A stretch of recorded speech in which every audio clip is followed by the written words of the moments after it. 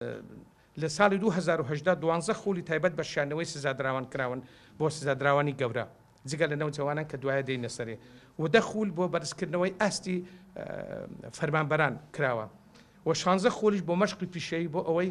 سزادراوان پیشەیەک فێر بن کەی گەڕانەوە بتوانن بەو پیشەیە حرفەیەک فێر بن کە ئەو پیشەیە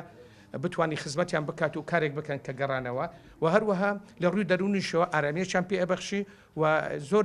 زۆر لە خولەکانیش فێرە پیشەیەکە بن لە ناو چاکسازی بەرهەمێکیان دەست ئەکەوێ بۆیە ئەو خولانەی کە ژمارەکانم باس کرد مانای ئەوە نییە ئەو خولانە بەتەنها لە ساڵ 2016 لە هەموو چاکسازەکان کرابی هەر چاکسازیەی ئەو خولی سابتی پێڵێن خولی بەردەوامن بە بەردەوامی ئەو خولانە هەر چاکسازی ئەو خولانە ئەو ژمارەیە هەیە خولەکان ئەەکە خاڵی دووەم پرۆسی خوێندنە کە پرۆسەیەکە بۆ چاکسازیکردن و شاندنەوەی سزادراون لە سەرجەم هەرێمی کوردستان 266 قوتابی هەیە کە لە خوێندن بەردەوامە 173 بنەڕەتین 75 ئامادەی و 21 خوێنکار ئێستا لە کۆلیژەکان وەرگیراوە بەس تەنها ساڵی 2010 لە کۆلیژەکان وەرگیراون و 19